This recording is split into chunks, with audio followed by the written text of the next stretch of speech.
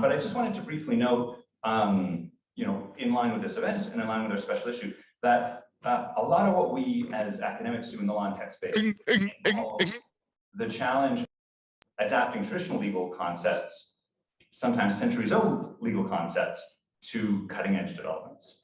And what that means is ways to graft our constitutional principles or our common law traditions into a new kind of framework that accounts for things like social media or blockchain or algorithmic amplification. And I don't mean that in the sense of, in an originalist sense of, trying to get into Thomas Jefferson's head and figure out what he would have thought about Bitcoin. But what I do mean is that the legitimacy of our legal system is heavily predicated on precedent and continuity, and connecting to the roots of our legal structures, such that in law we cannot just discard our 18th and 19th century legal principles, like VHS tapes, and build something new out of whole cloth.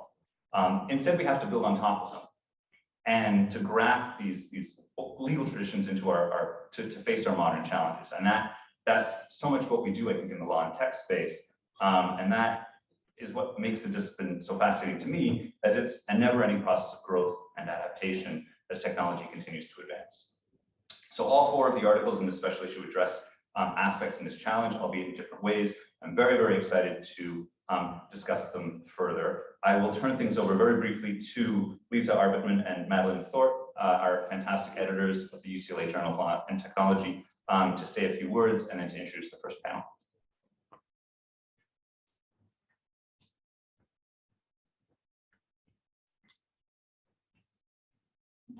Hi, everyone.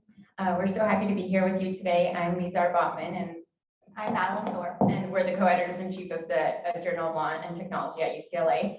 This feels so surreal to actually be here in person. It's so rare to have events in person these days, and we're so happy that the stars were aligned and we could make it work and everyone could travel from so far away. So we really appreciate you being here, because I know it's a lot more effort to attend something in person than it is over Zoom. So thank you so much.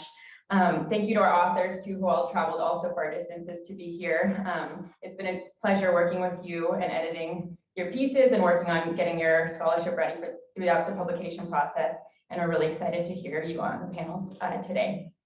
And thank you also to the Institute for Technology Law and Policy for putting on this event. Jolt wouldn't have been able to do it without that support, and for Michael Karanicolas and Lex Monta's instrumental support for putting this on, for getting us all in the room, for getting everyone flown in. So thank you so much.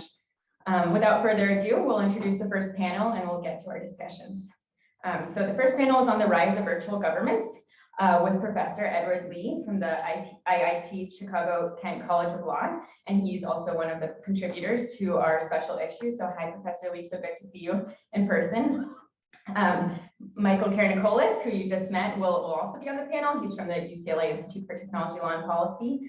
And we'll also have Harijan Sridhar from the International Institute of Information Technology in Bangalore, India. I don't know where you are. Oh, hi, so nice to meet you. And the moderator will be Angel Diaz from the UCLA School of Law. So without further ado, let's get to our first panel. Thank you.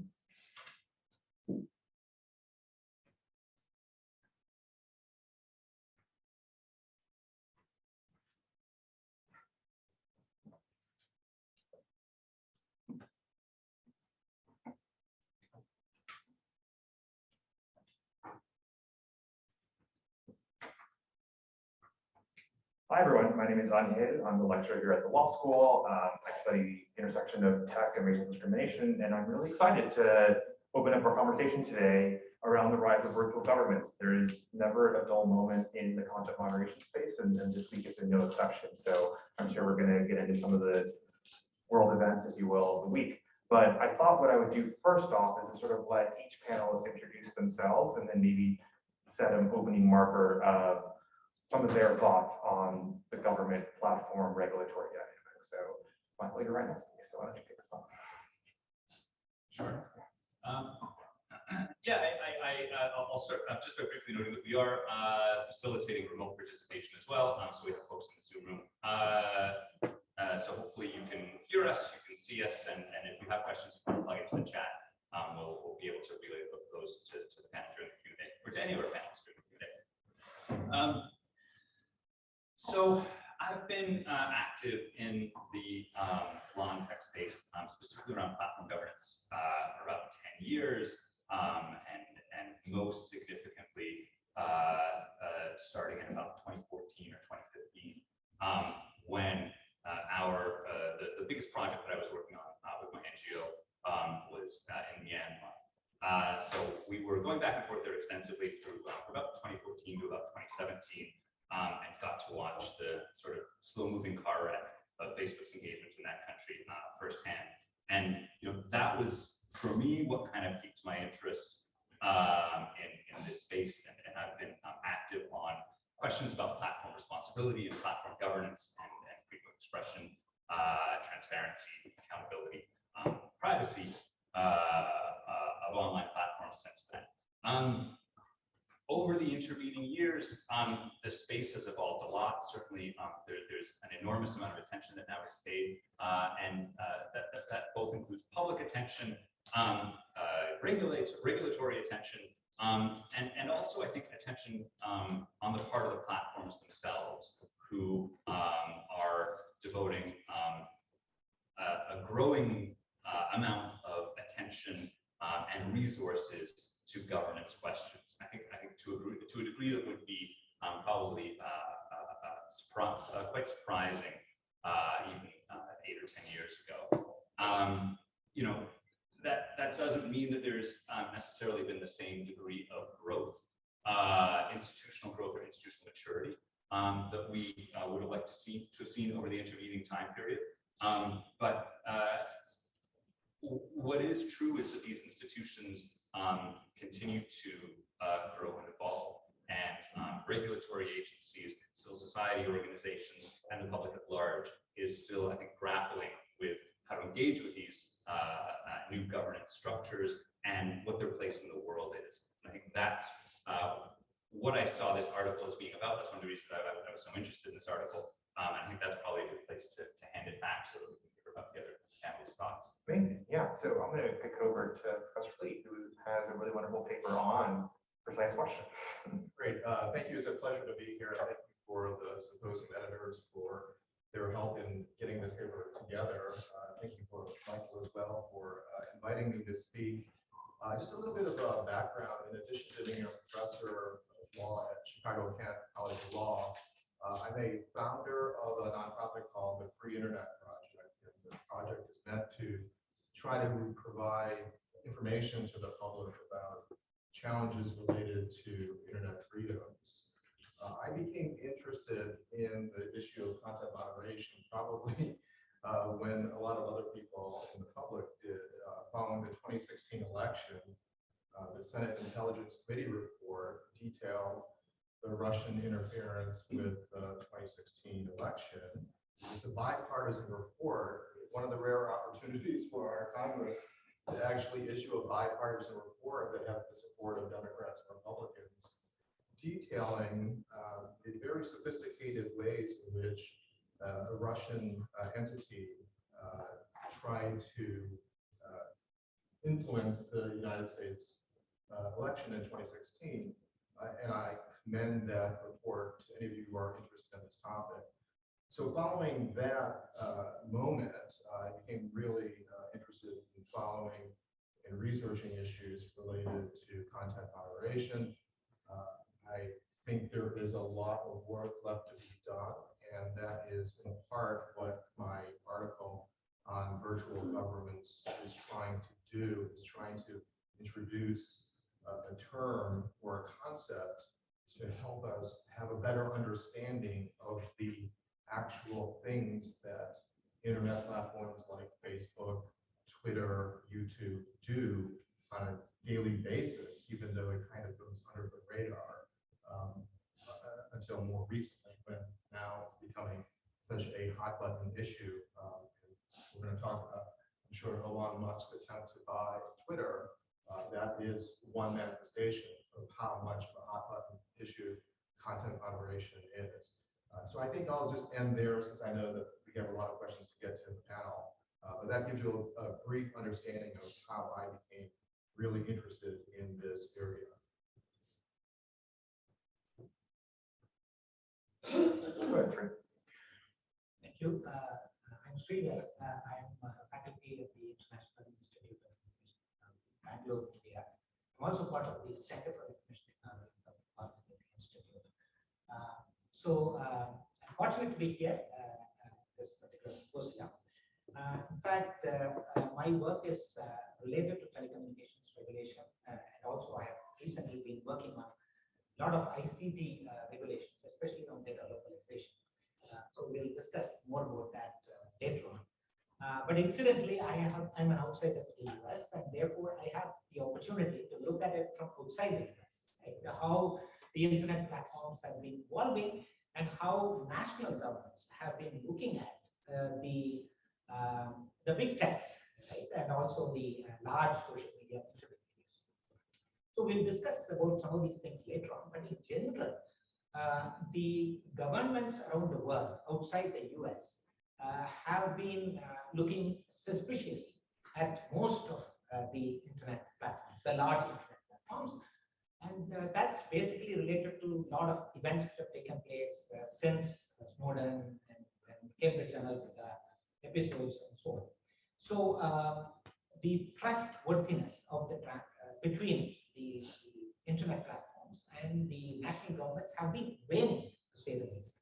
And hence, the national governments have been proactive in stipulating certain steps against the interest of these internet companies. So we'll discuss more about that later on. I have a recent paper on data localization and its impact on digital trade, which is under telecommunications policy.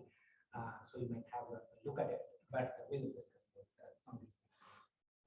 Great. So I was listening to Michael's opening remarks, and he talked about this need to have, ideas around freedom of expression, safety, equal protection from our legal system sort of grafted on to the online space. And what we have currently is platform created versions of many of those things. They have, at this point, pretty much every big platform has a set of community standards that says what is allowed and what is not allowed on these platforms. Now, as maybe users of the platforms or people that just try to communicate with each other via the internet, we may not like many of these rules. And for most of us, we can sort of tweet at Jack Dorsey or sort of complain to each other on the internet, but really we end up having pretty limited ability to shape what the platform policies look like. Enter Elon Musk, who with a lot of money can actually just say, I have a lot of ideas about how this platform should be run, and I'm willing to put the money behind it, and immediately start to get real answers and concessions about something that, to use one example, users have been asking for an edit button for years. All of a sudden, Elon Musk brings it up, and there's a real conversation around how that might be something in the future. So we start to see a lot the way in which money can really translate into influence over platform rules. So I thought we would just start with that sort of big elephant in the room, which is Elon Musk this week announced he made a bid to buy Twitter. And what does that teach us a little bit about the nature of platform governance and the opaqueness behind it? And I'll open it up to anyone who wants to take a stab at it. I think Elon Musk is a lightning rod and has certain views about how permissive Twitter should be, and basically either characterize him as a free speech maximalist, which sounds good in theory, but it is sort of hard to implement in practice. A little bit about the history of content moderation. By and large, the networks, internet platforms were very permissive until, let's say, 2016 or so. And what I mentioned about the Russian interference with the US election. But the internet platforms do not want to moderate because it costs money to do so. And also some may have had the maximalist view of free speech, open internet, etc. But then all these sort of horrible things happen with uses of the internet involving fake accounts, bots, very sophisticated targeted efforts to do various things that in a democracy are problematic. Now, on the other hand, I have to say, having more public input for every internet platform is a great thing. And what Elon Musk has done, put on Twitter, he tweeted, how many of you did a little poll? How many of you want the edit function on Twitter? It's like, why wasn't Twitter doing this before? Why isn't there a way for the so-called community to say, here are the things that we would like to see change, or here are the things that we like about your platform. In the article, I mentioned how it's a contradiction in terms to characterize something as community standards if the community has no way of being involved in the development or revision of those standards. I think it's almost Orwellian, sort of doublespeak to say these are community standards, but by the way, all of you have no opportunity to contribute to the community standards. It's a very frustrating thing. So, to go back to your question about Elon Musk, he is a lightning rod, and I think his view of a maximalist free speech approach is, hard to do. It would be with all of the, I think, the sort of weaponizing of these various platforms. It would be hard to just say we're going to have complete anarchy or complete no rules, no holds barred approach. On the other hand, I do like his effort to have public input, like to say, hey, what do you want on the site? What can we do to change it to make it better? The idea of making these internet platforms better, more responsive, I think, is a step in the right direction. Yeah, I mean, on this Elon Musk thing, just at the outset, there is a non-zero chance that this entire thing is either a publicity stunt or just blatant stock manipulation. And I remain to be convinced that this is actually a serious offer. I certainly agree that his views about content moderation they really fall apart at the slightest scrutiny. It's very easy to say, just take the bad stuff down and leave everything else up. Content moderation doesn't actually work that way. The argument that platforms should just be cleaving their moderation policies to the First Amendment or to illegal content is ludicrous when you think about it, when you actually engage with that as a potential proposition, because it essentially means platforms couldn't do any moderation of spam, they couldn't do any moderation of pornographic content, which would, in practical terms, mean that Facebook and Twitter, every mainstream platform, would be overwhelmed with pornographic content if they just moderated according to the First Amendment. It would to the point that they would be unusable. So these are not serious positions that anyone who actually engages in content moderation challenges would actually take. And from that perspective, it's good that he's spurring conversation, I guess, and bringing people into it. But it's also he's doing it along incredibly pedestrian grounds that don't actually advance the debate as it's actually taking place in these platforms. Going back to your original question, though, around accountability and around public engagement, these are the kind of concepts that civil society has been screaming about for years and years and years. 7 or 8 years ago, it was really difficult to have a meaningful conversation with anybody at these platforms, particularly if you were from the global south. They were totally inaccessible and totally aloof from their user base. My sense is that has shifted quite a bit. And on the engagement front, if you're a digital rights activist in Myanmar, if you're a digital rights activist in India, there are conversations that now take place. They've gotten a lot better. Facebook in particular has gotten a lot better at showing up and being in the room and listening to people. Now, what that hasn't necessarily translated to is actual meaningful impact on their policies, on their content moderation policies, on prioritization that they assign to challenges emanating from the global south, or to the institutional and corporate level of priority that is placed on these issues. It's funny because this is a major problem. What I keep hearing is, the folks from Facebook show up, they sit in a room with us, they write down, all the things that we say, and then they leave and get on a plane, and then we never hear anything again. And it's also in a lot of ways mirrors a lot of the experience that I've had dealing with governments, including like Western progressive democratic governments.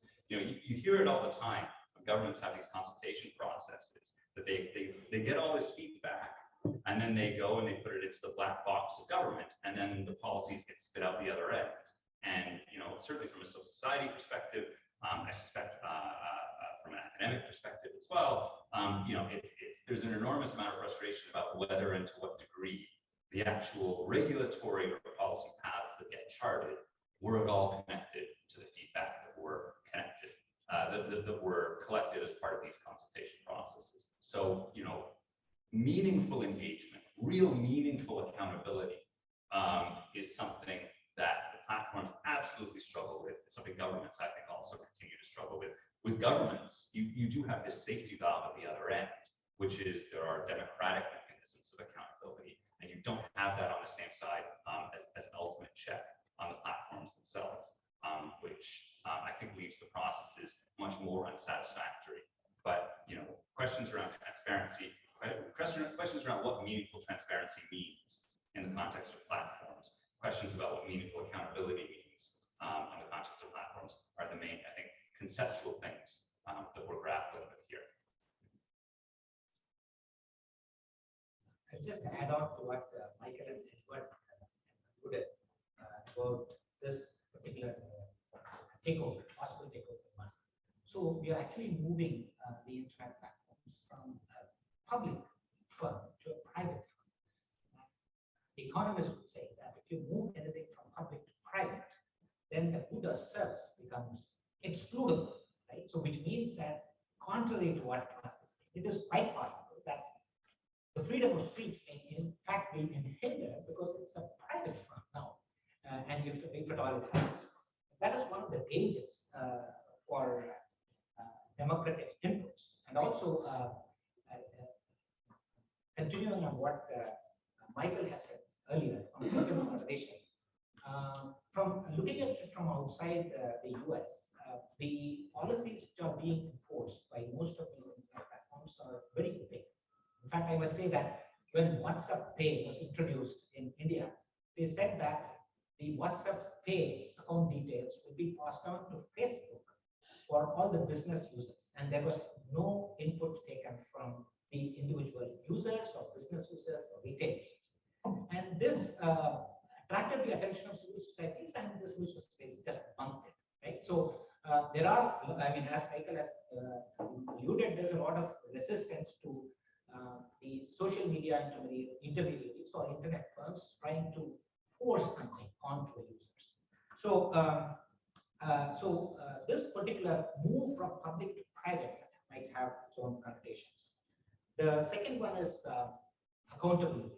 So, in most of the nations outside the US, possible that the internet firms do not have even a physical permanent location. And that's one of the reasons for not the regulators or the policymakers not able to enforce jurisdictional regulations on these platforms. These platforms are global in nature, and therefore, without a board which says it is Facebook, it is not possible for any of the regulatory agencies to enforce jurisdiction. That's a big problem. In fact, India has, I think 400 million users on Facebook, some hundreds of millions of users on Amazon and Twitter and so on. But there is, as of now, until the case was filed in the Supreme Court, none of these platforms had compliance officers or grievance redressal officers of any of these kinds in the particular country in which they operated on a scale. And therefore, that becomes a problem. And of course, Facebook has oversight committees, they take public inputs, but how they are incorporated into policies and how the users are informed is still a big question mark. So I would be very skeptical about Twitter being, doing content moderation on its own. I'll just quote one small thing from the recent rules in India about content moderation. It says it is mandatory for a significant social media intermediary, such as WhatsApp, Signal, Twitter, etc., to deploy technology-based measures, including automated tools or other mechanisms to proactively identify information that belong to certain categories. This is dangerous. Right? When the platforms have to do proactive monitoring, that means that they know everything about what are being communicated to these platforms, and that's severe intrusion of privacy, right? So on one hand, the government is saying that the social media intermediaries should be responsible, but at the same time, if they enact rules like this, then it can lead to severe privacy intrusions. So that's one of the things that we might want to. So I asked about Elon Musk, and now we've opened up a whole can of worms about all the different issues that pertain to content moderation. Where to even dig in? I think I'm going to stick with Sri in terms of maybe a regulatory component, because I really like the idea of how governments can really play a role. What are the opportunities? What are some of the dangers that attach to having some regulation in place? So I thought I would start there, and we'll come back. I do want to come back to more about the transparency and accountability measures. But Elon Musk is probably the first tech billionaire to say we need free speech maximum. Mark Zuckerberg has the same version of this. Jack Dorsey has the same version of this. This is a particular worldview which pretty quickly confronts reality of there are many different governments that have very different approaches to regulating speech. And so, like the panelists have said, it seems somewhat limited in its utility to think about free speech maximalism of allowing everything on the platform, all the good stuff versus all the bad stuff. It doesn't make a lot of sense. However, one of the things that we've seen is governments have tried to start taking much more active measures in regulating platforms. I say that not necessarily in the US, but other governments have done that. And one of the big ways that they've done that is by requiring some data localization, by which I will sort of maybe briefly introduce, which is sort of maintaining the data around people that are living in a particular country in that country, perhaps also having an office, having people who could be individually served with lawsuits, sort of having much more of a presence. If you are in a place virtually, you also need to have a place in the real world. So Sri, maybe talk a little bit about that and how that played out in your paper. So this is again with respect to permanent establishment of the social media or the internet firms in the nations in which they operate. Since these are global firms, unless they don't have obviously a permanent establishment, and therefore it is difficult for the nations to sort of enforce jurisdictional regulation. One of the ways by which they have been doing it recently is through data localization. So which means that the data which has been collected of the users or residents in a particular nation should reside within the nation, or at least a mirror copy of that should reside within the nation. And this goes back again to data sovereignty principles, right? So if you are using or capturing and processing a lot of data from our residents, it better will reside within that particular nation. It has a lot of consequences. In fact, in the telecommunications policy, I have pointed out that it restricts digital trade. In fact, if you know India's IT services industry grew because of free flow of cross-border data. And if you put restrictions on that, of course, it will have negative consequences on the nation's economy. But the regulators do not have any option except to do this in order to, not for certain things, for example, security, national sovereignty, national security, and for other reasons, they might want the data to be locally present, and also to address grievances which the users might have. So the important thing is that yes, data localization became a big issue. For example, Amazon Pay and Google Pay resisted that because they say that if I provide data localization to each of the countries in which we operate, it's going to be loss of economies of scale, and the cost of operations will increase. We will not be able to provide the all the features. But finally, they had to do that, and they had to do localization. The other important thing, most of the developing countries, unlike the developed countries, have excellent laws and regulations, but the enforcement is very weak. It's absolutely none, because the regulators do not have the capacity to assess, monitor, audit if there are any deviations. And hence, most of the large internet firms, I'm not talking about just the big techs or the firms from the US, but also even Indian startups or any of these startups in the nation, tend to violate these regulations rules because they will not be caught. And even if they are caught, there is not enough penalty for them not to repeat it. And therefore, this is one of the biggest problems in developing countries of the regulatory vacuum. And this also needs to be addressed. I mean, we say that data localization has to be there, and how is it being enforced, how is it monitored, are there any violations, if there are any violations or any penalties, these are questions that need to be addressed by countries around the world and also by the internet firms. Yeah, I'll jump in. So we, in terms of the requirement for local contact, so we call these hostage laws, where several years ago, companies, major social media platforms used to be very careful about where they used to place their staff. And the reason is because obviously placing human beings that you're responsible for under a particular country's jurisdiction allows that country a certain amount of leverage over you that wouldn't necessarily exist otherwise. Remember that this was a bit of the tension with Facebook in Myanmar, where back in 2014 or 2015, their operations in country were run out of Australia. And that was a point of criticism for obvious reasons, because you're not on the ground, you're not exposed to what's going on, you don't have the same kind of local understanding. The flip side to that, as the company would say, is that because your people are based in relatively safe and progressive democracies and not in Myanmar, you're more able to push back against demands, either for data or for content moderation that may be abusive emanating from those governments. The first country that I know of which actually passed a rule mandating that the platforms had to have a representative on the ground in order to take responsibility for their actions, I think was Germany. I believe so. That's the first one that I noticed, at least. And following that, you had similar requirements getting passed in Turkey, getting either passed or proposed in Turkey, in Pakistan, in Azerbaijan.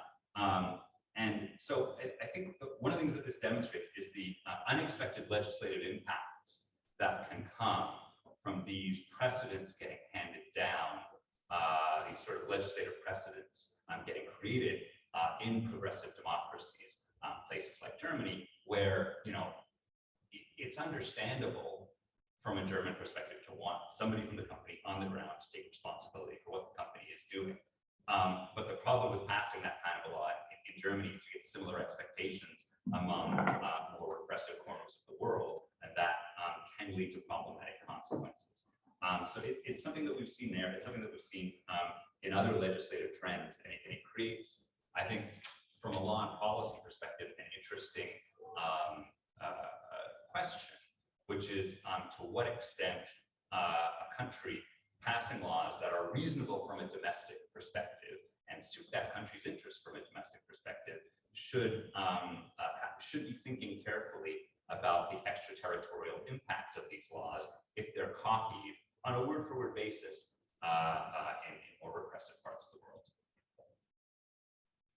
I guess I'll just add that I feel like we've returned to the beginning of the web and having a discussion about whether there should be national government regulations of the internet.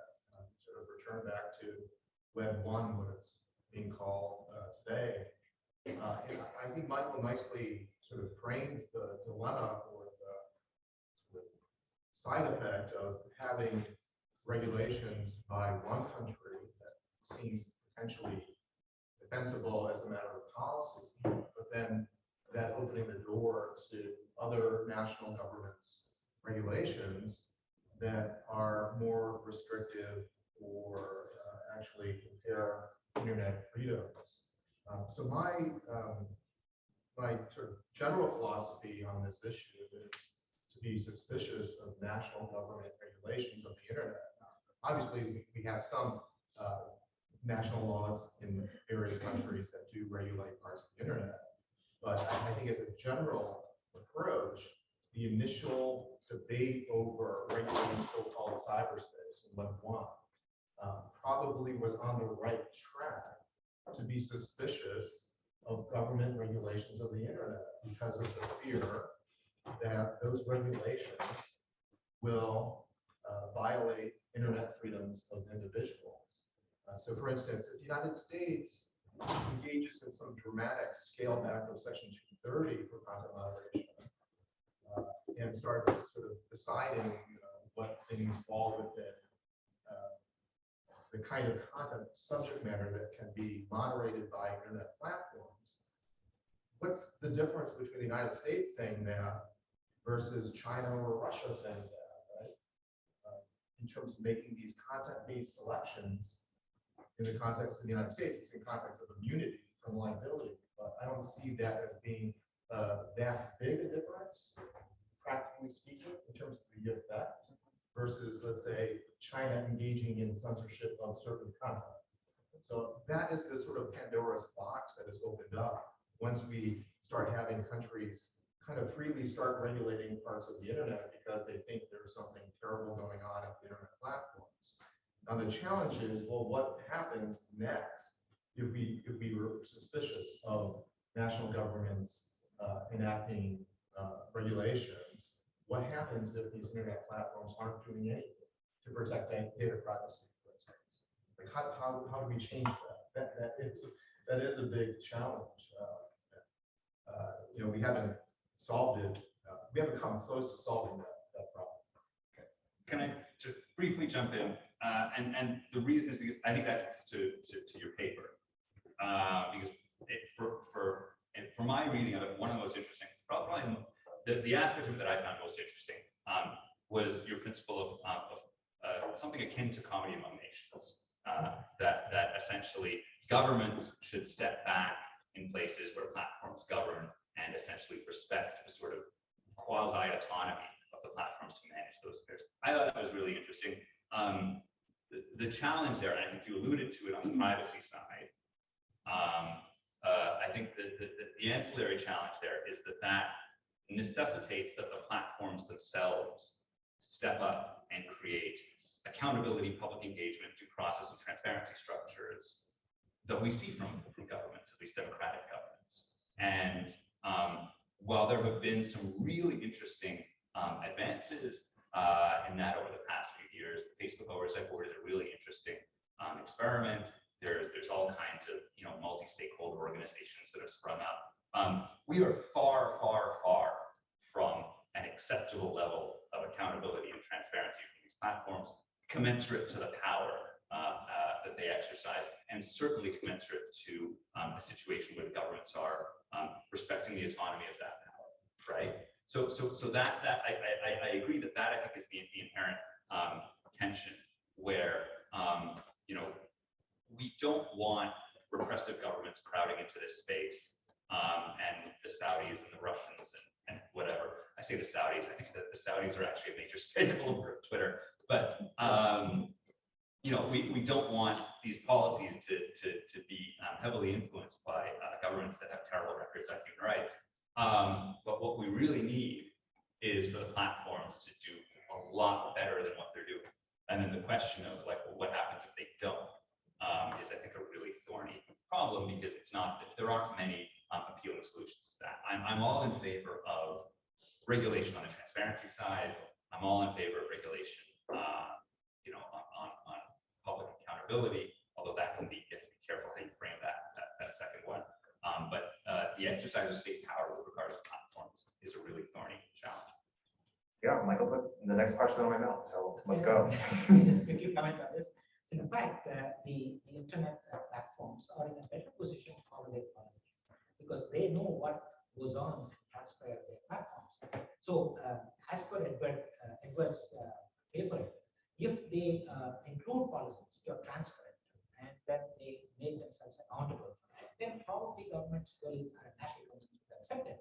Because see, outside the US and EU, there are not very many countries who have mature legislations and policies. Now, for example, to just give you an example, in India, we are talking about personal data protection bill for the last 5 years, and it has not been enacted yet. So we don't have a law on personal data protection, and unlike the EU or the US to some extent. And therefore, it is, there is a half-baked solution which nation governments have with respect to regulations and policies.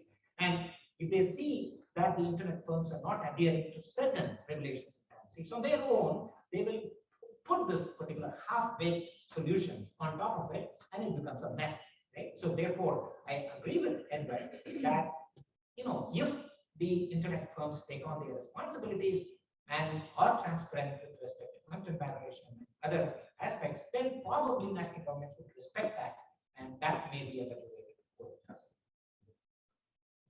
Yeah, I mean, maybe Ever can jump in on this one, but one of the ideas that I think folks like David Kay kicked around is that one of the ways to enable platforms to push back on some aggressive requests from governments is to sort of point to international human rights law and that there are obligations to protect freedom of expression, equal protection under the law, privacy, et cetera. And so I was wondering if you could talk a little bit more about how you envisioned comedy being afforded to platforms and how they might be able to have a little bit more perhaps international legitimacy in pushing back against the government, which their primary role is to regulate. Well, I mean, I think it starts with this concept of virtual government as being a helpful defining principle to understand what these internet platforms are. In fact, they are virtual governments. They are exercising control, policymaking decisions over millions and billions of people online. It's determining what people online can do on these platforms. And that is a primary thrust of the paper, is try to advance the discussion by conceptualizing what the internet platforms are. And they're actually governments, but they're virtual governments. And once we adopt that or recognize that, then leads to the potential consideration adoption of a principle of comedy, where it would be unheard of to say a government, a national government, should be able to take over the California state government, for instance, right? We would think that is just ludicrous, right? An idea. And then the same thing with a national government and another national government. That would be revolution or overthrowing a national government would not be acceptable, at least for democracies in our world. So once we have that principle in place, I think the notion that the national government should defer, provide some comedy to the decisions of internet platforms and to give them the ability to try to develop policies that are protective of individual rights and human rights, as you say. I think that's like the starting point. Now, obviously, it requires further adoption or acceptance among government policymakers, government officials, and I'm trying to sort of advance the debate in a way that people have a better understanding of how these internet platforms are operating. Yeah. So I'm going to remind folks that we are going to set aside some time for questions, and so get them ready. And I'm going to maybe wrap up with maybe one or two more questions. Or George, you want to pivot now? No. I think we're going to 10:45 in the first session. Great. So we have a bit more time, but I actually, if I could, I did want to ask Professor Lee a question sort of based on that. So what does that theory say about Section 230? Because Section 230 is a law that is passed by governments protecting platforms. It's some would call that a subsidy that governments offer to platforms. Now, if we're talking about a hands-off perspective, then does that mean, or a perspective where governments shouldn't be passing laws regulating platforms? Does that include intermediary liability laws? And what does that say about how platforms are going to have to arrange their affairs to defend against the swarm of lawsuits that are going to come? Or does that imply that platforms should be immune from that kind of litigation, or should be setting up their own courts? Or where do you go from that? Yeah, and that's a great question. I do see Section 230 and the DMCA safe harbors for alleged copyright infringement as consistent with affording comedy and deference to the internet platforms to regulate these sort of decisions with moderating content and also history of both of those acts, they were in effect Congress deciding to sort of outsource these decisions, like to move these decisions to private decision-making of the platforms, but also in an effort to encourage sort of development of internet standards in conjunction with sort of free market principles with users and copyright owners and also families and children for Section 230. There was a recognition that not having liability, monetary liability imposed for defamation or for copyright infringement en masse would enable these internet platforms to exist, because otherwise it would be potentially, business-ending liability, because there's so much potential alleged defamation occurring on social media for copyright infringement. So the immunity was necessary for the companies to exist and not face potentially business-ending liability, and also to make these sort of decisions in a private, non-governmental context. So not every copyright infringement that occurs online will be a federal lawsuit, because we would have 1 million copyright lawsuits being filed. So that was like the rationale behind these two laws, which I think is consistent with the principle of comedy that I'm advancing. I think one opportunity that was never realized by Section 230 that provides immunity to internet platforms for content moderation was the aspiration of giving greater choice to parents and families, etc., to filter different content on these platforms. So there's maybe a modest amount of choice that consumers can make on these platforms in terms of, for instance, on Twitter, blocking the use of tweets with certain words. But I think it could be far more options given to people to, for instance, opt out of, or actually opt in, excuse me. One approach could be opting into the internet platform's moderation of misinformation. That's a controversial issue, say vaccine misinformation or what have you. But why not give the choice so that those users who want to opt into the moderation say, oh yes, I don't see any of that as well. If they determine it's misinformation, I'm fine with it. I don't need to be barraged with misinformation. They determine. On the other hand, maybe there are some people who think that that is censorship, etc., and maybe allow that as a possibility, that the user would have a choice to opt into moderation.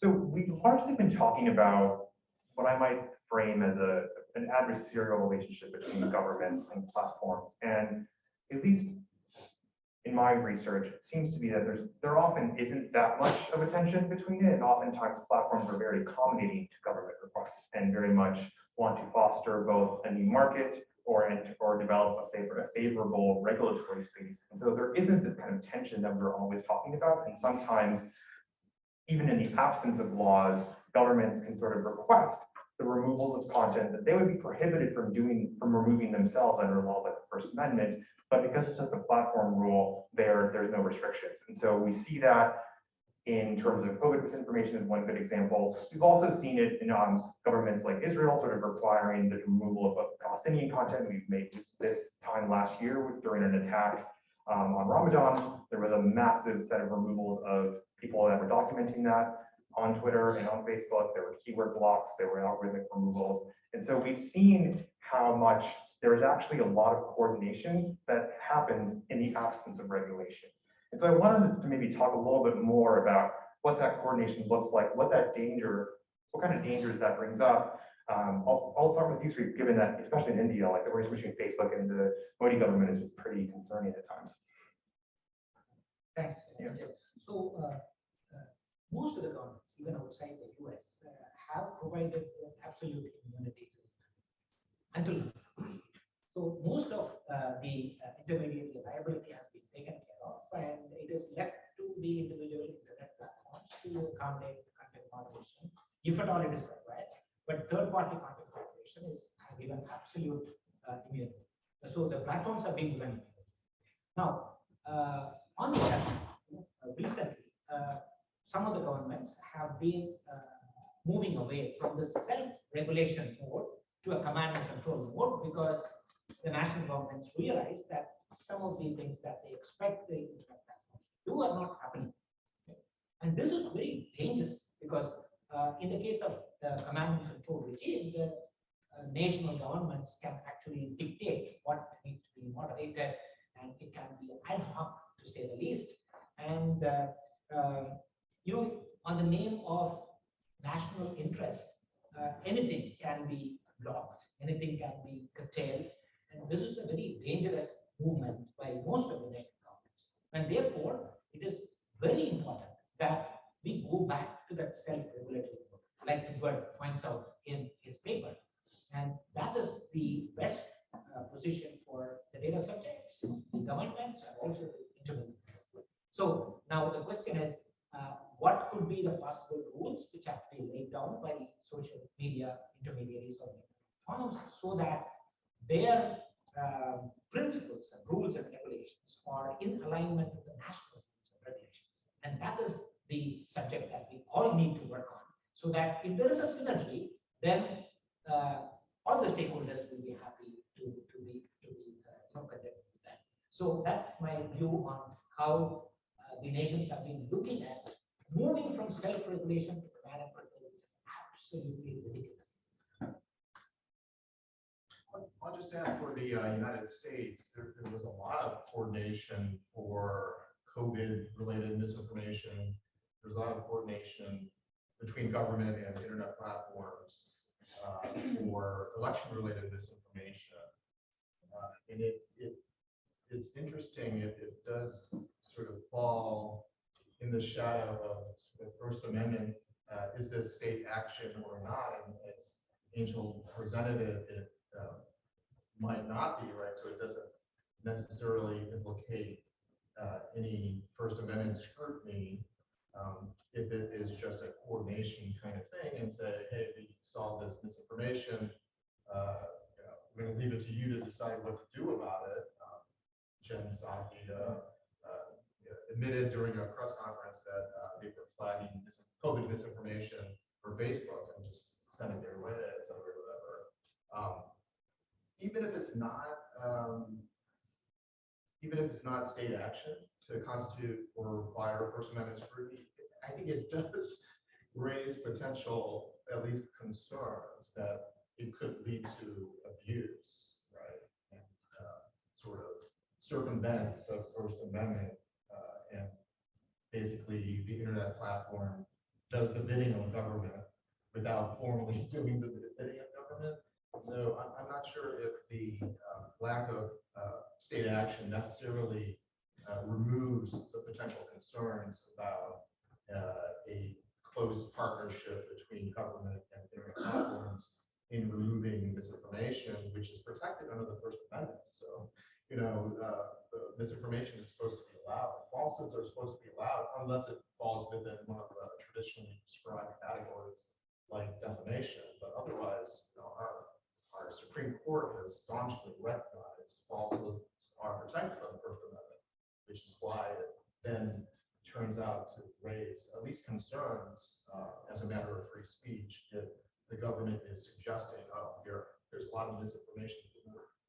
Yeah, I think these sort of shadow moderation structures where governments formally or informally are impacting platform decisions are enormously concerning.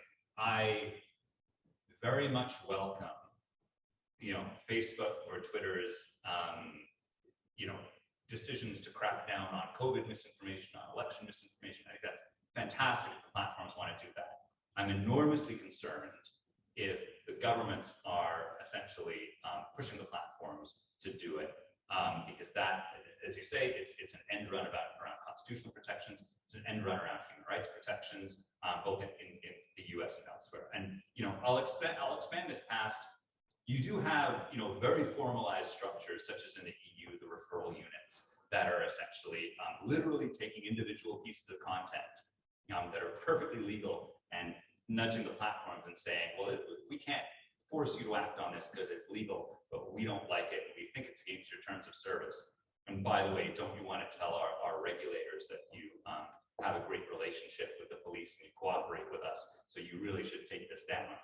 It's enormously coercive, and it essentially is end running the rules around government decisions on speech. That's enormously concerning. I think that can happen in formal structures. I think that can also happen in more informal and job owning type ways. So, when whoever it is, Ted Cruz or Josh Hawley brings Mark Zuckerberg before the Senate and berates him for having deleted one particular conservative person's webpage and yells at him for being so biased against conservatives. That impacts Facebook's moderation posture. That kind of working the reps impacts the way that certain types of content are treated, and that is equally concerning. So I think that that kind of engagement, particularly the less formalized aspect of it, is, I think, the strongest argument around pulling governments away, as Professor Lee has suggested, partly because it prevents these kinds of coercive and toxic end running of constitutional protections, but also because it takes away that leverage for the more subtle kinds of manipulation and job owning that take place. Again, there are other problems with governments stepping back, and I on the transparency side, especially, I still think it's necessary, but it's a coercive, it's a problematic dynamic as pertains to specific moderation decisions. So I'm going to end with one last question and then pivot over to Q&A, which is what we're really talking about now is if platforms are indeed virtual governments, they have to engage in geopolitical decisions around which governments are going to be friendly with, which governments are going to be less friendly with. And more often than not, that really spells out harm for marginalized groups in each of those countries. Michael talked about genocide in Myanmar. When we talk about COVID misinformation, election misinformation, a lot of the information was just people from marginalized communities challenging status quos, pointing out that there is voter suppression of Black voices could be used as propaganda by the Russian government, but it's also true. And so how are we going to accommodate spaces for people that are basically pushed out of the mainstream conversation and allow for them to challenge government ideas if, generally speaking, platforms are coordinating with governments and trying to maintain only one vision of what is accurate, what is propaganda, what is misinformation, what is a threat to national security. So I guess to pivot and talk a little bit about transparency as a way to wrap this up, are there, Michael, I'll start with you, ideas from civil society that you're hearing about in terms of how to improve transparency on this front? You mentioned the idea of Myanmar. I think similarly, Russian bots were very active in 2014. Like, this is not a new problem that started in 2016, but it was ignored until it actually hit a more powerful government. So I hope you could talk a little bit more about some of these ideas around how to improve transparency. Yeah, so first on the question of protections of minorities. So in the governmental context, in the legal context, we rely on constitutional protections in courts to protect minorities, to protect unpopular positions as well, to prevent a sort of majoritarian. There's nothing comparable within the platforms to enforce something like that. And the Facebook Oversight Board, novel as it is, interesting as it is as an experiment, absolutely doesn't come close. So, that strikes me as a role for governments, is my instinct, is if, as has happened, if Facebook is being discriminatory in their housing advertisements, I think it was, or something like that comes up, that's a role for government enforcement. We just don't have a way among the platforms. And that dynamic manifests itself not only within local societal contexts, but in global contexts as well, where there are countries where, because they're poor, because they don't have as much pressure Facebook and to the same degree as the US does or the EU does as a legislative bloc, where the companies just don't pay as much attention. And that global dynamic itself is problematic. I think that Chinmay Arun has a piece that either just came out or is about to come out called Facebook Spaces, which addresses that issue, I think, in a pretty interesting way. On the transparency, yeah, excellent paper. On the transparency side, I have a paper suggesting that platforms should develop FOIA type structures to allow the public access to information. I say FOIA, I mean, really it's right to information structures, because FOIA is a terrible model to look to on the international stage. But there are good models out there for governments to provide information out there. The problem that you have is that one of the problems that you have is this is always going to be a moving target. Platforms information gathering is dynamic and constantly changing, and it's really difficult to set concrete rules about what information is going to be put out there, because what's relevant, 1 year is not going to be as relevant the next year. A related problem is that platforms, like all entities that are subject to transparency rules, are self-interested and will seek to disclose information that paints them in a positive light and not disclose information that paints them in a negative light. That is inevitable. That happens with government side freedom of information systems. It absolutely happens with platform side voluntary disclosure systems. So you need to find a way to get around that, either through making it mandatory through regulation or through developing some sort of quasi-independent structure. I suggested the Facebook Transparency Board in my paper, basically a way to externalize or put at arm's length decisions about transparency in order to ensure that it's not just being driven by PR concerns. And the last thing that I'll say is, transparency is one of those things that everybody supports and everybody likes, but nobody can agree on what exactly it means. And the devil is always in the details in defining that. And the one other thing is, while there's a general position that a lot of people put out there that more transparency is a good thing. Everybody believes in transparency. There was probably the most interesting counter argument to that. I think came from Daphne Keller, where she basically pointed out that certain transparency, mandatory transparency frameworks, if not developed in a thoughtful and orderly way to how platforms gather and curate their information, can actually lead platforms to track users or to create forms of surveillance that they wouldn't normally do because there's no commercial reason to do it. So that's not an argument against transparency. I'm not saying that she was arguing against transparency, but it was an interesting counterpoint to the need to be thoughtful and not just throw the kitchen sink at these transparency rules, because you do have to think carefully about the actual impacts that different reporting rules are going to have within companies, and it's an argument for calibration. So to go back to the issue of marginalized groups, I mean, it's a really important topic. The EU's laws against hate speech, those have affected community standards in a way that I think overlaps with the issue of protecting marginalized groups and providing the safe space as you described it on these platforms. But there needs to be much more done in terms of how to ensure that these platforms do have a space or room for people or individuals from marginalized groups. One important way to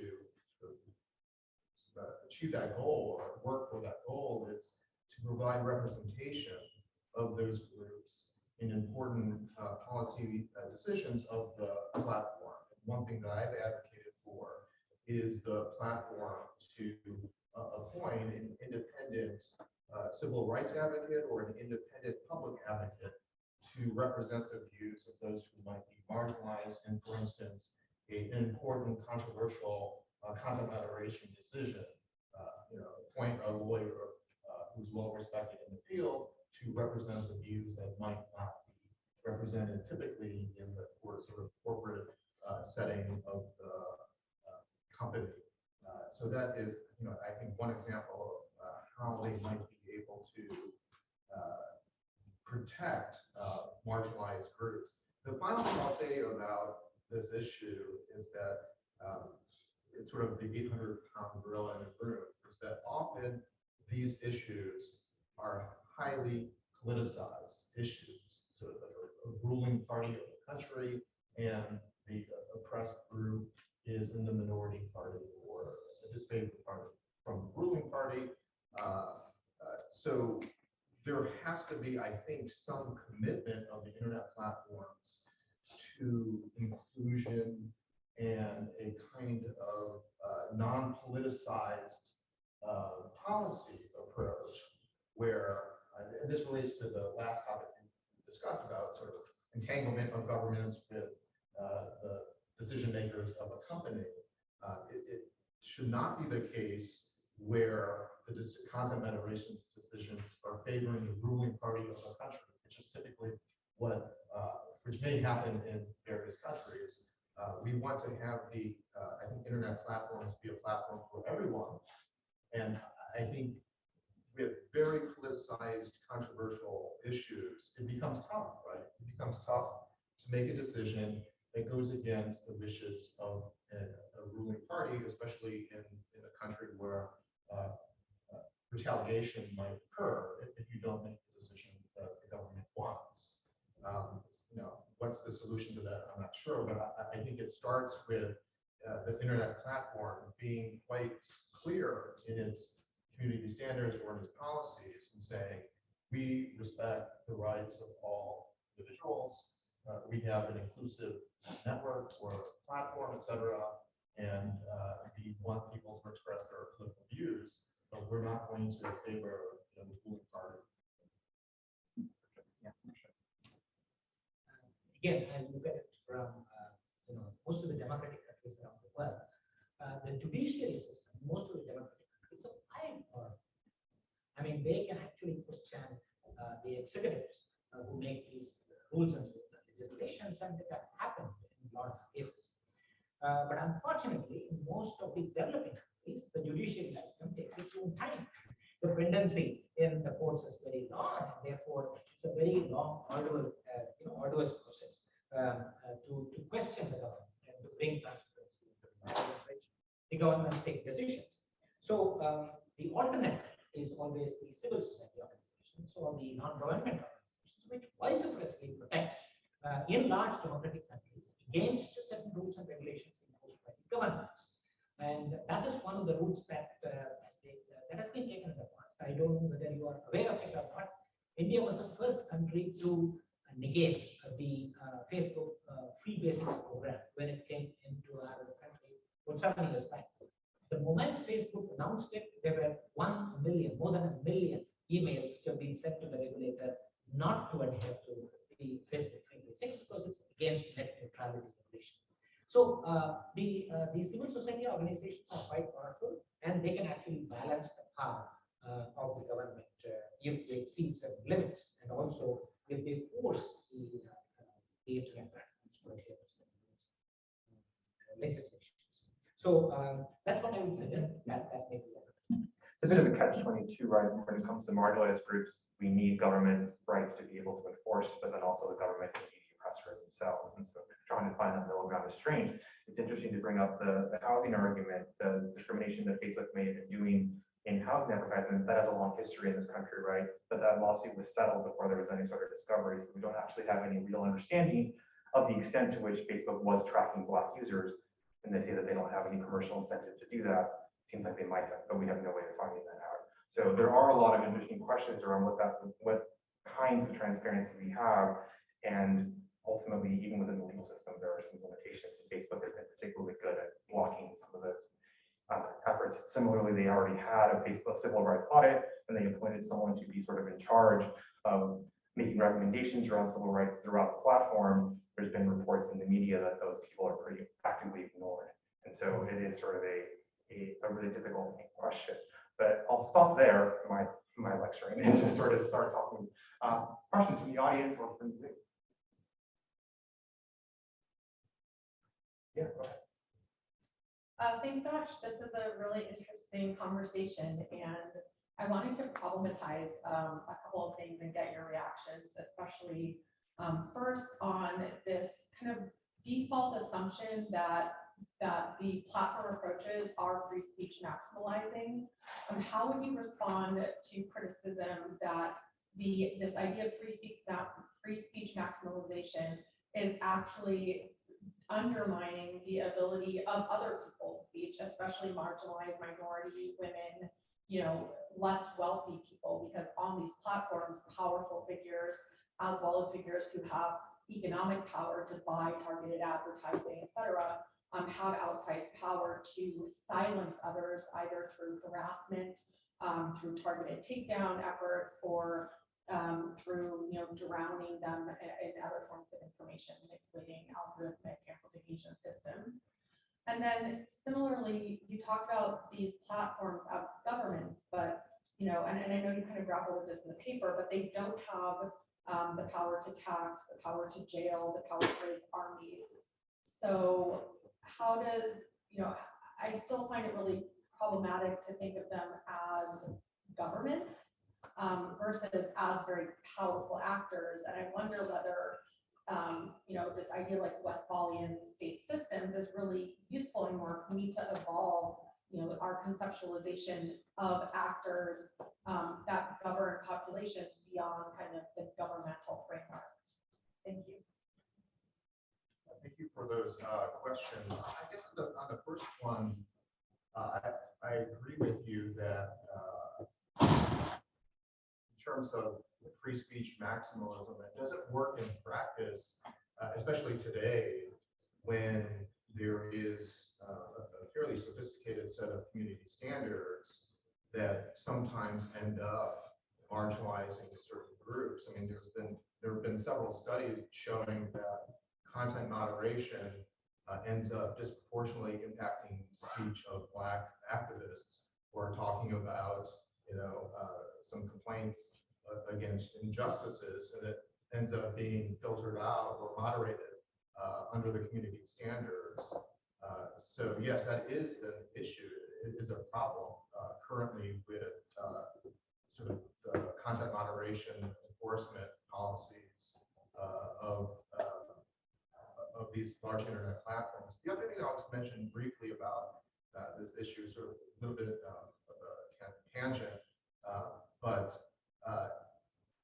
I think the internet platform should do more to try to have a quality among users.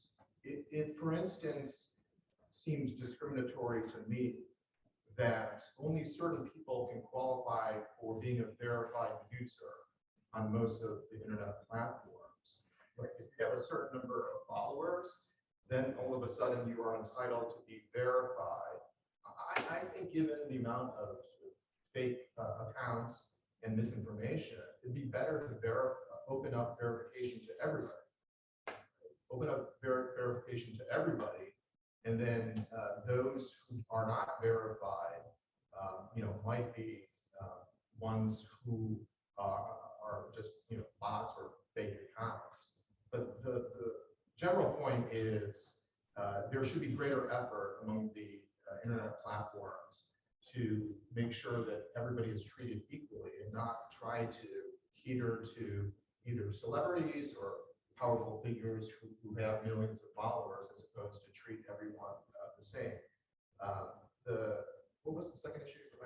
About governments. Oh, yeah, governments, yes. That's true. I mean, there are certain things that the national governments have the power to do that virtual governments do not. But by the same token, I mean, virtual governments have the power to kick off, President Trump or Donald Trump from their platforms, right? Which is an awesome power to have. So in terms of like online presence, the power to deplatform an individual who violates the community standards is a power that not even the national governments have. So I see the difference that you point out, but I also think that there are sort of punishments for content moderation decisions that are incredibly significant of power. And just to make one remark on the second question of yours, for example, fake news. The governments want to trace the originator of the fake news most of the cases, so that apprehension can be done. Right? On the other hand, like you had said, if, for example, if there is a fake news which is propagating and it is creating social unrest, and the internet companies are in a better position to prevent it from happening, while tracing the origin by themselves and then take some appropriate measures. Maybe it's difficult for the national government to do it, but the internet platforms can definitely do it. So there are ways by which the power of the internet platforms can be used for enforcing certain penalties. May not be in line with the national government, but in some other. So, on your first point regarding the maximalist position, yeah, I think we're in agreement, and I certainly the idea that the protection of free speech is equated to a lack of regulation necessarily reflects a lack of understanding, a lack of serious engagement in this space. I think that's why, with all the press attention to Elon Musk in the last few days, last week or so, whatever it was, I think folks that seriously engage in this space were a bit frustrated by it. Not because we disagree with him, but because it's not a serious engagement with the issues. Freedom of expression doesn't mean no role for governments. Broadcast regulation is the most obvious example of that. A government that had absolutely no control of the broadcast spectrum.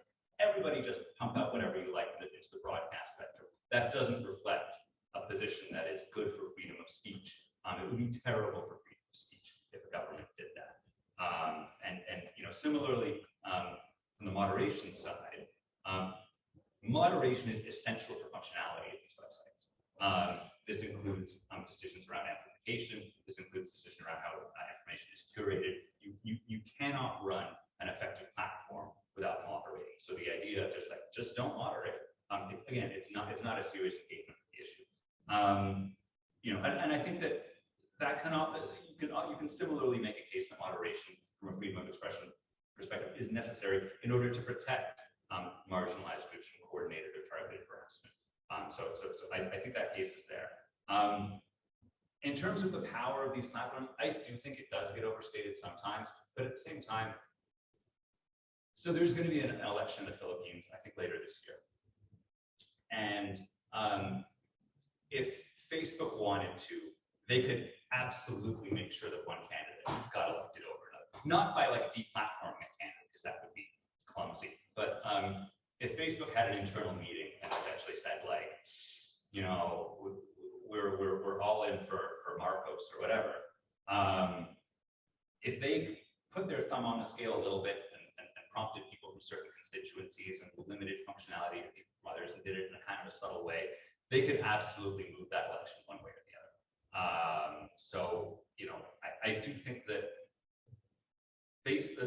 even the biggest platforms are still subject to states, but the powers that these platforms can have, especially if they act subtly, are also even to topple governments that they don't like, is worth bearing in mind. Someone in the back of the question. Yeah, I'll try to keep it brief. So I want to build on a couple of different things that I've heard. First of all, that this is in some ways a continuation of doing that on other kinds of topics, particularly on point. And my question is, the way we've kept the same conversation between authoritarianism on one side and misinformation on the other. And yet the ground has shifted underneath us in the 20 years this has been going on. I'll give a few examples of what I'm trying to reach for here. I don't have the same reaction to the words free speech that I had 20 years ago. I don't know that any of us have the same reaction to the term fake news. It ought to have disturbing resonances for us. I don't have CDA 230 is part of a strange loop. It's strange to hear people complaining about being censored under 230 when 230 is the very reason why present gatekeepers have been knocked off their pedestals and why misinformation is running rampant. the underlying landscape has shifted, and continuing the conversation we had before with authoritarianism on one side and misinformation on the other, without, for example, understanding that misinformation and the de-establishment of truth is the primary tool of authoritarianism right now, leaves us a bit behind in developing new narratives. This is what I wanted to ask you about. What are some new ways of talking about where's the sweet spot for democracy that doesn't use these old tropes between authoritarianism on one side and misinformation on the other, or censorship as the boogeyman, but then gatekeeping is good, but censorship is bad? It's the same thing. What are maybe some new narratives that can move the ball forward standing in 2022, where we seem to understand that democracy worldwide clearly stands on the brink? The question is there a sweet spot that we can develop a narrative around and identify using words like free speech, using some way of packaging those ideas that gets us to talk about where that sweet spot is located, that maybe responds to where we are now as a perspective. So I'll just start by noting that Egypt, at least, has been using fake news laws to jail their critics since long before the internet. So the word has a history. Right. So I came into this space in about 2010, 2011, like right as the Arab Spring was in full force, and there was this wonderful burst of enthusiasm and optimism about the internet. And I think the first academic paper that I published, I think the first like major paper that I published anywhere, was this like glowingly optimistic look at how the internet was going to bring democracy around the world, and all you have to do is connect people, and what could possibly go wrong? Democracy's on the march. And you know, obviously, 10 years later, that's not a perspective that's tenable. And I think the problem is that I don't want to say everybody, but I at least fundamentally misunderstood what the internet was doing. My impression at the time was that the internet was destabilizing authoritarian structures, which it was. But what it was actually doing was destabilizing traditional governance institutions. And it hit the authoritarian countries first because their institutions of governance were more brittle and were more dependent on having a monopoly of communication and all that. So, you know, they were easily swept away when the internet allowed people on the street to express their opinions and make it known that and connect with other people that were in opposition to the centralized consolidations of power. What I didn't realize at the time was the internet was going to have the exact same effect. It was already having the exact same effect across democratic countries. And that effect is to erode and undermine confidence in institutions of knowledge, traditional institutions of knowledge, be it the mainstream, be it newspapers, be it broadcast media, be it universities, be it government agencies like the CDC, because the internet allows information to be decentralized and routed around these traditional information hubs. It undermines their ability to project an authoritative view of the truth, and it decentralizes communication in a way that you know, knocks repressive governments down because they can no longer control the discourse, but can also erode public trust in progressive democratic forms of government. So, so you know, you asked for an optimism. I don't know that I necessarily have an optimistic vision, but what I can say is, having undermined these traditional governance structures and knowledge institutions, the question becomes, what's going to spring up in their place? What are we going to have in place of these things?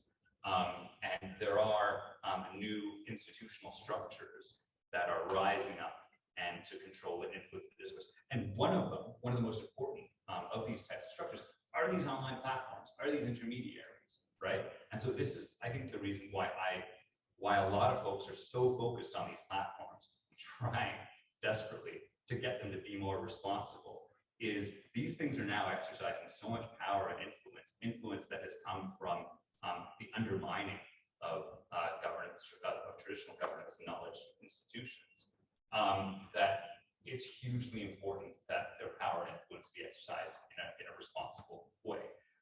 I don't necessarily know that we're going to get to a point where they're responsible the way that traditional newspapers were, or the broadcasters were, or the universities are.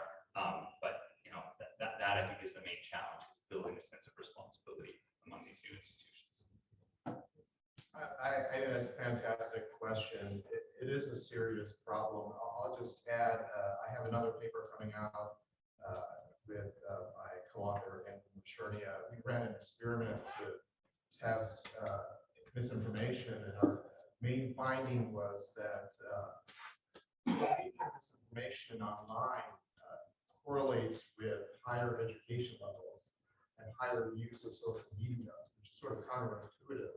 So the higher education level that you have, the more time you spend on social networks, more likely that you'll believe misinformation, and not only believe misinformation, but actually act on it, to use the misinformation to make a decision of some consequence. And I'm happy to share a link with any of you to email me to that experiment that we ran. So that is a serious problem. You said, like, the ground is shifting before us because we are using social media, and we are being affected by it, by the level of misinformation on it, and being unable to identify what is fake news and what is not fake news. There also was another study that came out by Stanford Education School where they looked at education of, I believe it was high school students or grade school students, middle school students. And one thing that seemed promising was the use of lateral education, having students to do further research from other sources that look credible to determine if what they've read is misinformation or not. So education might be sort of one important ingredient to try to solve the problem that you identify, is that the ground has shifted. We are affected by it, and how do we respond to it? And it may be that we need greater education in terms of standards of objectivity, of facts, of proof, of sort of what information to identify what is potentially misinformation or not. It is a big problem, and education might be one important ingredient to try to respond to it. I think. I'll take on the last question. So Chris has been with, is it Chris from yeah. I'll add something very briefly, which is a quick plug for a paper series we put out when I was at Yale ISP called "Tackling the Fake Without Harming the News." I think it is. It was non-prohibitive regulatory responses to misinformation. So if you look on the Yale ISP Wikimedia Initiative website, you'll find that. Talking about digital platforms as virtual governments, I think is a very interesting perspective from an analytical point of view, and it matches how we are talking about platforms. There is actually something like an Apple tax. There is a Google jail. Yeah, so the terminology matches this. But from a political point of view, I'm much more skeptical, and I think it's actually a double-edged sword. It's maybe even a dangerous metaphor because it could further politicize the way we talk about platforms. Because if we think of Facebook as, let's say, a foreign entity, a foreign virtual government that controls the public square in a country, that controls essential infrastructures, essential for commerce, for communication, suddenly platform regulation becomes a matter of national security. So I think this point of view could somehow backfire and lead to a semantic shift in the debate about platforms. And we could end up talking about Facebook like we are talking about Huawei building the 5G network. So I have some doubts where this might lead us in a political or policy debate. Yeah, I think that is a fair concern, that it could be sort of, the term could be co-opted to express skepticism about platforms. What I'm envisioning is that the platforms, once they understand themselves in this role as virtual governments, to be more proactive in explaining their policies consistent with a more democratic approach, so that it would not be a concern of national security for the United States to see Facebook or Twitter embracing sort of greater public input into their policies. So that I think is a first step for the internet platforms, is to actually be more proactive in becoming being a virtual government and allowing public input into their policies. Yeah, so I think it's very true, and this goes back to your original point that large tech companies and small tech companies are exercising governance and in massive ways and rapidly accelerating ways, and far beyond what we allowed can edit, etc. Right? The recommender engines, the large language models. We're just entirely reshaping. We are exercising. I think the idea of recognizing them as virtual governments is incredibly dangerous as a response. They are not governments. They don't have any legitimacy as governments. You know this in the paper that there's a democratic deficit. I don't think, let's ask them to publish their policies. So we're so far past that. So much of this is not really in a policy.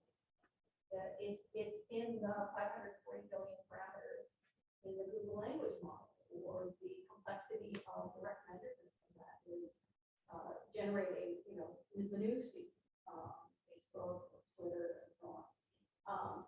So I don't think that just having policies and saying let's use kind of our government, because you need, what makes governments behave?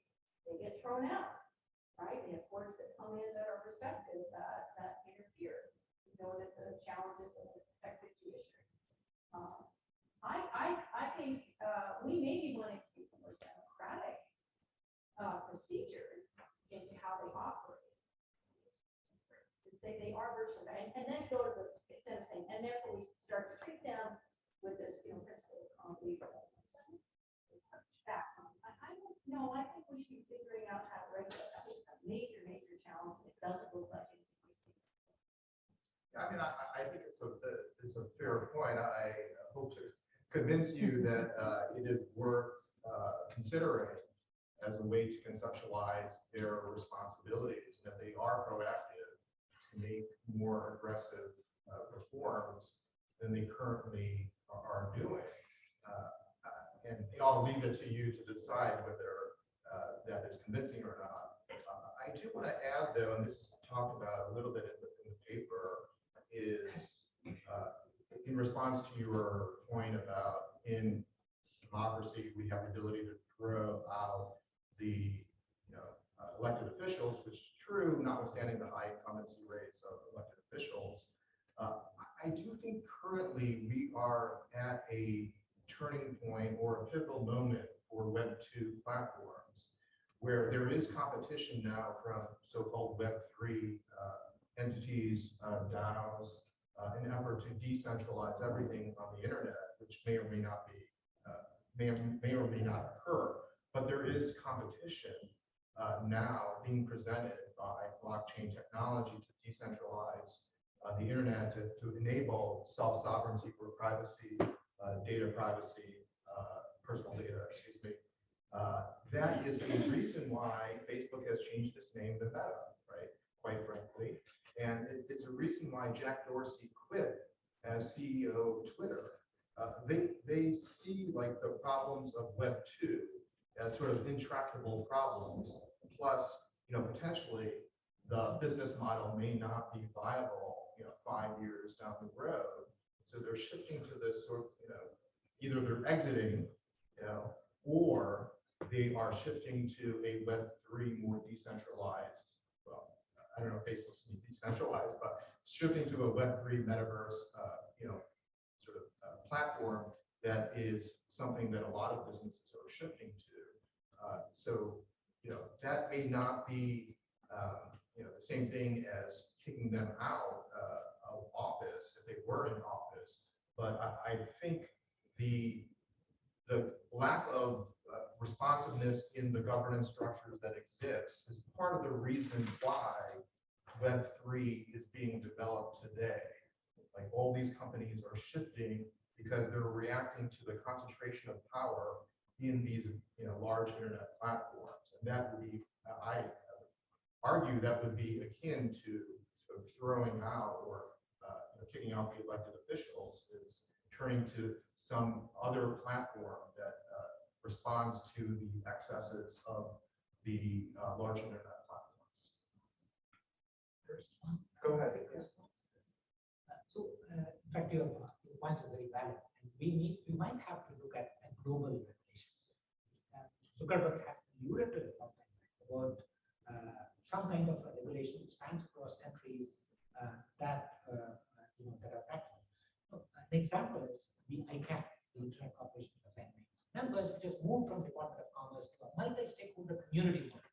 Right? And I'm not sure whether the decisions are taking place very effectively, but there is definitely a multi-stakeholder model which can be implemented for possible global regulation of the We have one Zoom question to make sure we get that involved as well. Yes, Christine from Zoom wanted to ask if we accept the idea that legitimacy is a required component of governance. What gives virtual governments legitimacy to govern or influence speech and public conversation, since they are not subject to a voting process and therefore not given power or legitimacy by the public constituencies?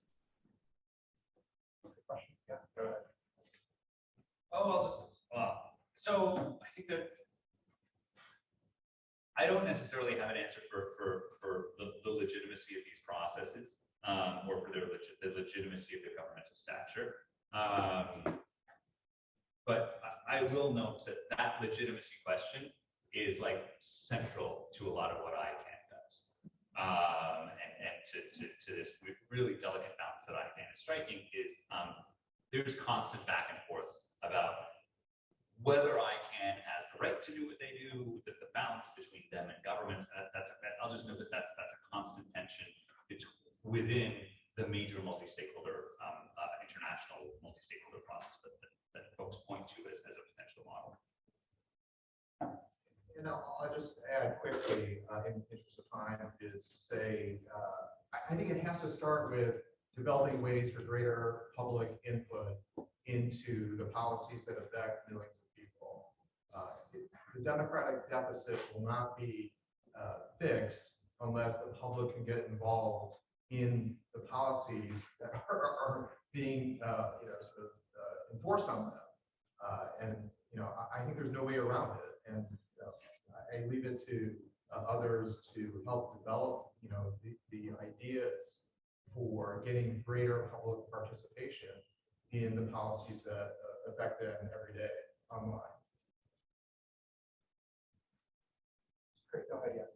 So, beyond the scope here, but I feel like it's a fundamental question, which is that, you said at some point that the companies aren't doing this level of moderation because it costs them too much. But really, it's the business model, the impact of what they won't make, because the business model actually promotes a level of the business model actually encourages that to drive content that's more sensational and that enhances or amplifies this problem, right? So this kind of idea that information is running rampant, misinformation is running rampant, it's really designing the business model into it. And I think that's really one of the fundamental problems with why they're not more interested in content moderation as a serious problem. Yeah, especially Facebook, as far as we know from the whistleblower Francis Hogan's revelation, they had an internal study, maybe more than one, in which they determined exactly that the most divisive, viral posts are the ones that, conceivably fell within the community standard that it should be moderated, but they made a decision. And also the study was it could be harmful to users of Facebook. And then they made a decision because for the exact same reason that you mentioned, that it was more beneficial to their business model to have that virality of content that otherwise might be a violation of their community standards. So, that makes it problematic if the business model is at odds with their own community standards and the reason why they don't want to enforce those standards. Yeah, I very much agree that it comes down to the business model that companies are acting in terms of their own direct economic incentives. I would very much recommend Jack Balkin's work on this, who also I think ties this fundamental problem down to the economic incentives that they have, which is that right now, the way the market is structured is that the company which gathers the most information by keeping people online the most is the one that wins. And if you want to change the nature of the companies, you have to change the nature of their incentive structures. So he proposes a sort of a basket of data protection rules, antitrust rules to break up the vertical integration of these companies throughout the information processing chain, and sort of transparency and accountability and governance reforms mandate. I think that I'm not sure exactly how he pressures that through, whether it's through regulation or what, but basically he points to those as the three elements of how you shift that market structure. Are we going to go to 11? Yes. Okay. No. We're going to go to 10:45. So, Great. So Right. thank you for your patience with us. Thanks for bearing with us. This is obviously an incredibly important conversation that has to go on the whole conference. So thanks for bearing with us. This has been fun. So yeah, thanks. So we'll take a quick break and start back up at 11.